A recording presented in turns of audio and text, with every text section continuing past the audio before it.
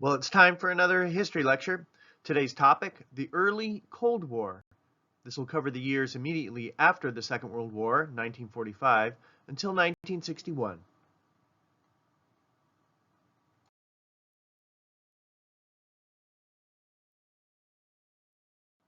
A few themes will be addressed in this presentation. First of all, we'll explore American foreign policy and the different policies adopted by the United States government during the Cold War. Then we'll look domestically, and we'll explore the politics of anti-communism and the rise of Joseph McCarthy. Then we'll explore the domestic policies of both Harry Truman and Dwight Eisenhower. Just to add a bit of perspective, we see the images of the two presidents during this era. On the left, we see Harry Truman, who was in the White House from 1945 to 53. And then on the right, we see Dwight Eisenhower. He was president from 1953 to 61. As we explore foreign policy, we'll address the issue of mutual mistrust between the United States and the Soviet Union. Here we see an image of the so-called Big Three during the Second World War. This photo was taken in February of 1945, shortly before the death of Franklin Roosevelt. As long as the common enemy of Germany was there, the uneasy alliance between the Western democracies, the British, French, and the Americans, and the Soviet Union was okay. However, once Germany was defeated, that alliance began to crumble. The time period associated with the Cold War is generally identified as 1947 to 1989.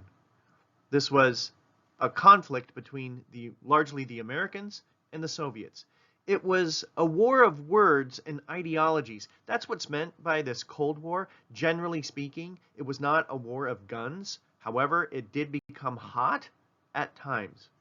Essentially, once that common enemy of Germany was defeated, well, this alliance that had been forged during the war began to fall apart. Mistrust developed between the Americans and the Soviets at a range of levels. One deals with ideology. For example, the United States mistrusted communism because it called for a bloody and violent revolution, and it also often led to limited civil liberties such as lack of freedom of press and freedom of religion. The Soviets didn't trust the Americans because when the communist government came to power in the 1920s, the United States didn't even recognize the communist leaders until the 1930s. Possibly the biggest example of the Soviets' mistrust of the Allies, led by the United States, was the lack of a second front during World War II. Roosevelt had promised that by 1942, maybe 1943 at the latest, the Western Allies would have a second front to take the pressure off of the Soviet Union as they were fighting against the Germans. Well, that second front didn't come until 1944, and in the meantime, millions of Russians died. This chart identifies the number of deaths from major European powers and the United States during the Second World War. We see the countries on the left and the number of military deaths and civilian deaths. A significant number of Americans died during World War II, about 400,000 military deaths. So think about that. 400,000 families lost a loved one during this war that was devastating for Americans. I don't mean to minimize the number of deaths that American families suffered. However, look at the other statistics. There were 0 civilian deaths among the Americans. For Poland, they lost 6 million civilians, largely as a result of the Holocaust. But look at the Soviet Union. A minimum of 20 million combined military and civilian deaths were suffered by Russians. 400,000 is a lot. 20 million is a heck of a lot more. This idea of mutual mistrust could also be addressed by the concept of Poland versus Japan. See, in 1939, when Poland was invaded by Germany, that's what started World War II. So it was a symbolic associated with World War II. The goal was to try to free the people of Poland from this invasion. Well, At the Yalta Conference, Stalin agreed to allow free elections to take place in Poland. They did in the 1980s. Essentially, Stalin never allowed those free elections to take place during his lifetime. Why? Because 3 times the Soviet Union, or Russia, had been invaded by Western European nations. So Stalin wanted a buffer in Eastern Europe to prevent another invasion so that his country didn't suffer millions of casualties. This was also seen with Japan. Essentially, the Soviet Union said, we don't want you involved in Poland and its post-war reconstruction. Well, the United States said, we don't want you involved in the post-war reconstruction of Japan. And so there was this conflict between the Americans and the Soviets as to the future of the post-World War II world. In 1946, the realities of this post-war world were recognized by Winston Churchill when he delivered his so-called Iron Curtain speech. He identified the fact that the Soviet Union occupied many areas in Eastern Europe, and he supported an alliance of the Western democracies to stop this Soviet aggression. This map identifies that so-called Iron Curtain identified by Winston Churchill. Essentially, what had happened is that in previous years, Napoleon had invaded Russia. Then in World War I, Germany had invaded Russia. And then in World War II, Germany invaded Russia again. And this led to millions of deaths among the Russian people. Stalin wanted to avoid that in the future. So he developed this so-called Iron Curtain as a buffer to protect his country from invasion by Western nations. In order to combat this Soviet aggression, the United States developed a philosophy that would govern its foreign policy for decades. That philosophy that influenced U.S. foreign policy for decades was called containment. It was developed by the man shown here, George F. Kennan, who was originally only known to the American people as Mr. X. He worked for the State Department in the United States, and he was an expert on Russian history. He argued initially that there was nothing that the United States could do about areas where the Soviet Union already had control. Here we see the circled area of the so-called Iron Curtain. Essentially, the Soviet Union already had troops on the ground in those areas, and there really wasn't anything that the Americans could do to stop them or to remove them from those areas. That was the first provision. While there wasn't anything the U.S. could do where the Soviets already had troops on the ground, Kennan argued the Soviets were expansionistic. They always had been historically. So, you give them an inch, they'll take a mile. Therefore, the United States had to contain any and all future expansion by the Russians. But the U.S. shouldn't go to war initially. We should negotiate first, maybe use economic sanctions, and only as a last resort should the United States use military force. This is important because it laid the foundation of American foreign policy throughout the entire Cold War. That map of Europe has actually changed over time. On the left, you see some of the divisions that were developed during the Cold War. There was an Eastern Bloc, dominated by the Soviet Union, and a Western Bloc, dominated by the Western Allies, including the European nations, French, the British, as well as the United States. On the right, you see a more modern map of Europe. Now that we've explored the philosophy that shaped U.S. actions, let's explore the specific policies developed by the United States. The first of those policies adopted by the United States was the Truman Doctrine, and I'd like to begin with a bit of background. A previous slide identified the number of deaths during World War II for European nations. Well, the economies of those countries were also tremendously disrupted, and as people suffered, they began to explore extreme solutions to the economic problems that they were facing. This was particularly true in Greece and in Turkey, as the governments there fought against communist-supported insurgents. The arrows here point to both Greece and Turkey. See, the governments in those areas were threatened by the rise of communism, and the belief was that if Greece and Turkey fell to communism, well, then the rest of Western Europe would as well. It was in the context of this concern over Greece and Turkey that Harry Truman went to Congress and he decided to act. And he supported the Truman Doctrine. The Truman Doctrine, in many ways, was the military side of this getting tough policy toward the Soviet Union.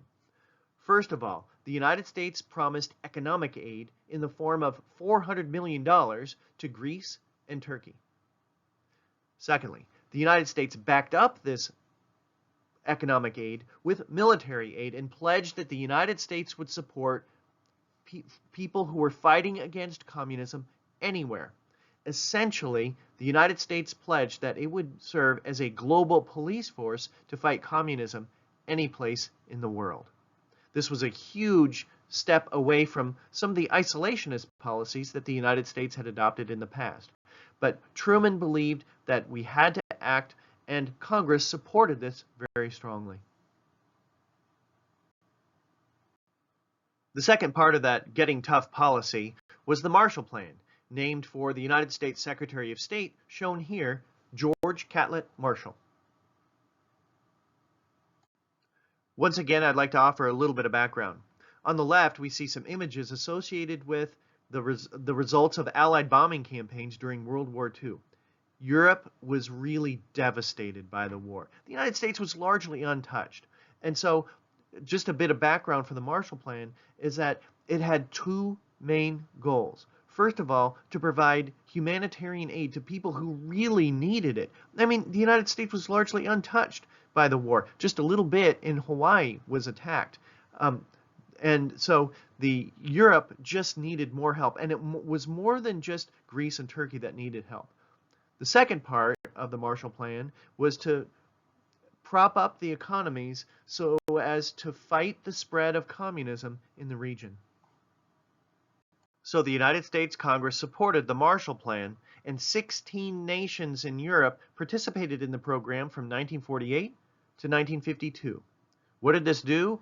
Well, it gave $17 billion in aid to Western European nations. The goal was to bring about the economic recovery of those nations, and it was incredibly successful. Prior to the Marshall Plan, the Communist Party started to gain some influence in places like France and in Italy. However, once their economy, these European nations recovered, it helped to halt the spread of communism. The Marshall Plan was incredibly successful. One of the more successful policies ever adopted by the United States, dealing with foreign policy. It helped to stop the spread of communism, and it led to a total turnaround in the economies of several European nations. It also helped the United States economy. It wasn't as if the U.S. just gave $17 billion in cash. There were all sorts of building materials, manufacturing items, and all sorts of things like that that were sent to Europe in order to rebuild structures and things like that. Well, those items had to be built in the United States and manufactured here. That meant that it spurred U.S. employment, and lots of Americans had jobs producing these items to help bring about Europe's economic recovery. And by the way, after World War II, where was the United States sending all sorts of goods? Well, the U.S. trade with Europe actually increased tremendously. So this had a twofold impact on the U.S. economy by spurring manufacturing and also ensured that Europe would be a huge market for American goods. We'll see next how this containment policy was put to a test in Germany. So I'll begin with a little bit of background to what came to be known as the Berlin Crisis.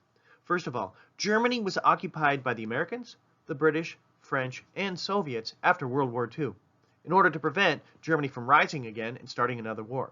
The city of Berlin was also divided, but it was specifically located in the Soviet zone. This map identifies the map of Europe with the arrow pointing to Germany. So Germany was divided into an eastern section and a western section. The arrow is pointing to East Germany, and within East Germany was the city of Berlin. Again, here is a bit more of a close-up, but that shows East Germany and West Germany, with Berlin located inside of that Soviet zone. Most of the people who lived in Berlin, which, by the way, historically was a key city in Germany, most of those people in Berlin remained opposed to the Soviet Union. A lot of those people living in Berlin were leaving that Russian zone. And so in 1948, the Soviets established a blockade of all rail lines and all highways to and from Berlin, essentially isolating it from the rest of the country. The question was this going to lead to World War III? How would the Allies and the United States respond?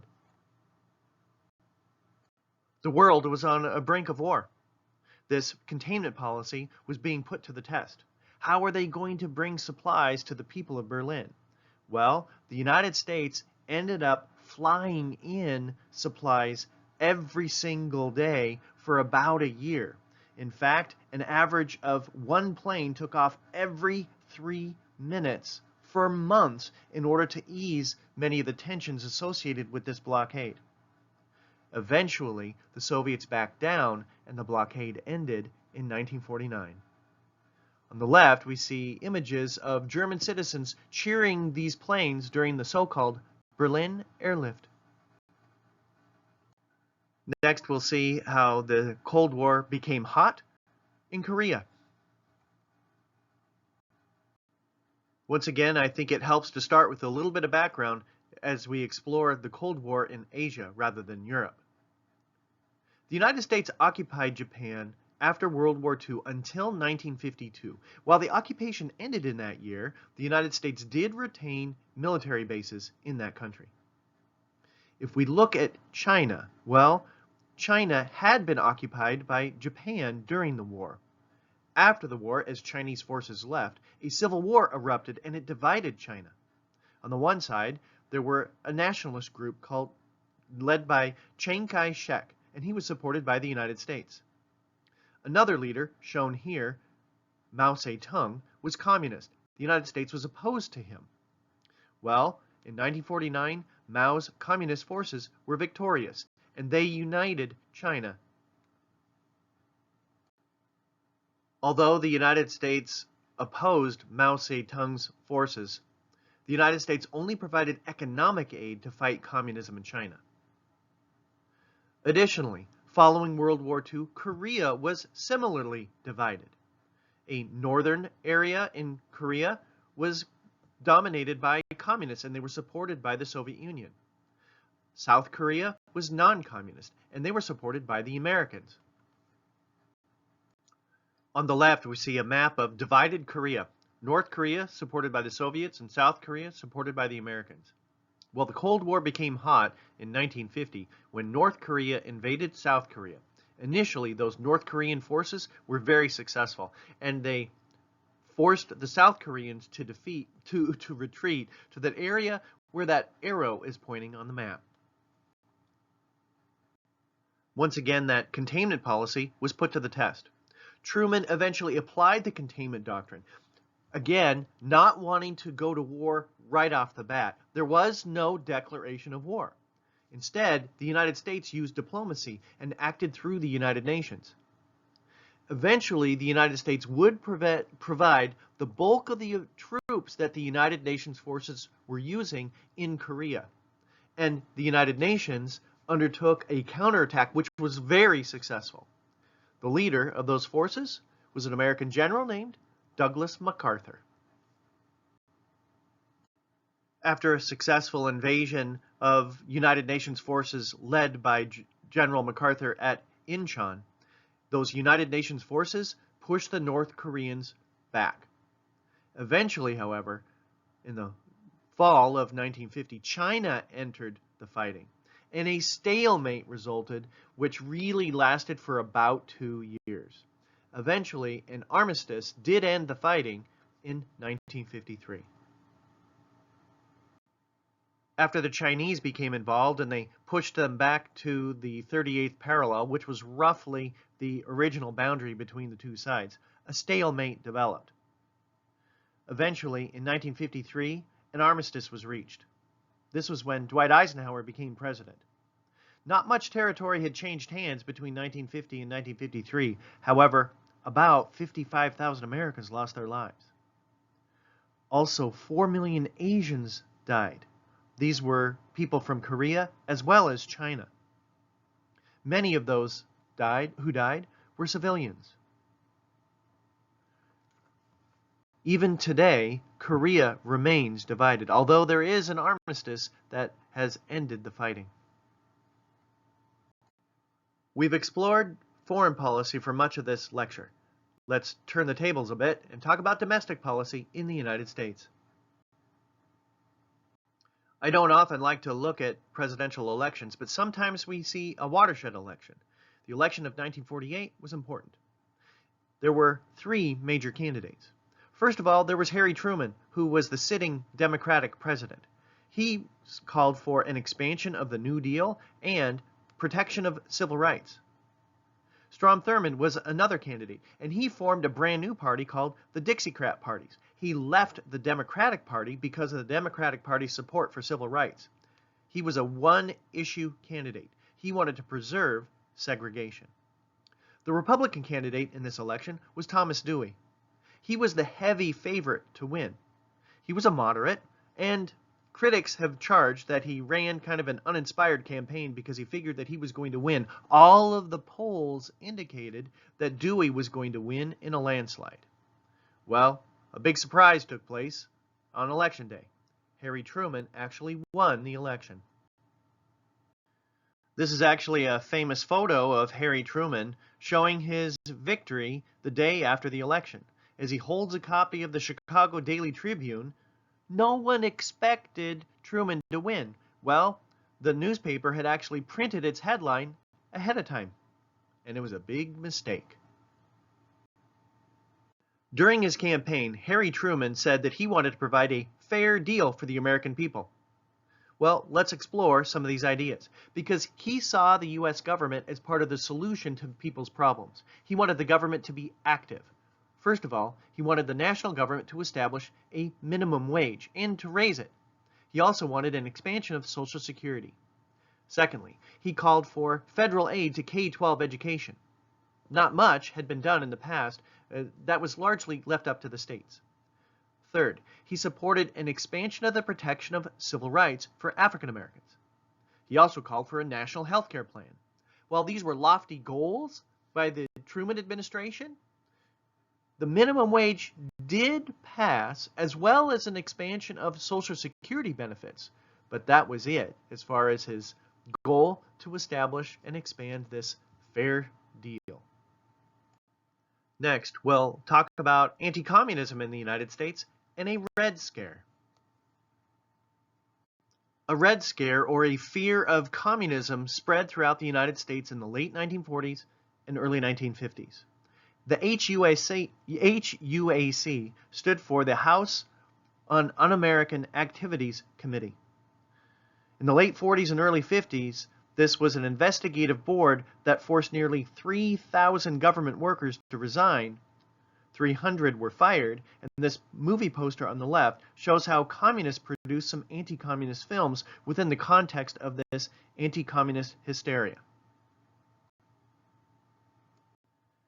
It was within this context of the anti-communist hysteria that a demagogue rose in prominence.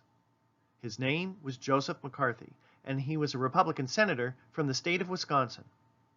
Prior to this, he was looking for a re-election issue because he didn't have much of a distinguished record in the U.S. Senate, so he jumped on the anti-communist bandwagon. This began with a speech delivered in Wheeling, West Virginia in 1950, where he claimed to have the names of several card-carrying members of the Communist Party who worked for the State Department. The number of communists working for the State Department continued to change, but the accusations continued. He used aggressive tactics and unsubstantiated charges. At one point, he pitted a father against his own son. Initially, he was very popular, and Republicans might not have agreed with his tactics, but they saw him as an effective tool to attack the Democrats. In 1954, he accused the army of harboring communists. This is when his downfall began, as the American people began to watch the hearings on TV. Eventually, he was condemned by the Senate, and 3 years later, he died. However, not before he had ruined the lives of numerous individuals. The last topic would be to highlight some of the events associated with Eisenhower's presidency during this era. Eisenhower was president from 1953 to 61. Everybody was familiar with him because he was the general who had defeated the Germans during World War II. His vice president was Richard Nixon. He had been a member of the House and the Senate, and formerly a member of that HUAC committee, the House on Un-American Activities Committee. Eisenhower was the first Republican president to serve after the New Deal had been put into place. Questions arose. Would he try to dismantle the New Deal? It was pretty popular, but what would he do? The image on the right shows Eisenhower. He has this popular image of kind of like a smiling grandfather, and maybe he didn't do that much. However, behind the scenes, we see he was very active, and he worked very hard to achieve his goals. Eisenhower's domestic policy was labeled dynamic conservatism. It had 3 primary goals. First of all, it called for a reduction in the size of the national government. It had grown too big, he argued, during the New Deal and World War II. He called for a balanced budget, and he would do so by cutting taxes and spending. Well, those were the goals of dynamic conservatism. What about the reality? Well, the government actually grew in its size during his administration. And we did see some balanced budgets, but not all. Income taxes and spending actually were cut by about 10%, but then spending began to increase quite a bit. The best example of this increased spending was when Eisenhower led support for what came to be known as the Highway Act. Eisenhower led support for the Highway Act, which was passed by Congress in 1956. In many ways, this established the modern highway system in the United States and led to the construction of over 40,000 miles of highways nationwide. The goals of this program were twofold. First of all, it called for the improvement of our transportation system, but it was also designed with the Cold War in mind to improve national defense and mobilization. How were they going to pay for this? Well, it was largely funded by a gasoline tax. Eventually, this became the most expensive public works program in American history. Today, I tried to explore many aspects of the early Cold War with foreign policy as well as domestic policy. Let's review some of the main ideas next. Foreign policy in this era was dominated by the Cold War. The United States developed a policy to contain communism. One side of this was the Truman Doctrine, and the other was the Marshall Plan. Eventually, this Cold War became hot in Korea. When exploring domestic policy, we see the policies adopted by the Truman and Eisenhower administration. Rather than shrinking the size of the national government, it actually expanded. Why? Well, those New Deal programs were very popular among the American people, and they did not want to see an end to programs like Social Security. That's it for today. I hope you learned something new. The next few slides will explore some of the sources used for this presentation. Have a great day.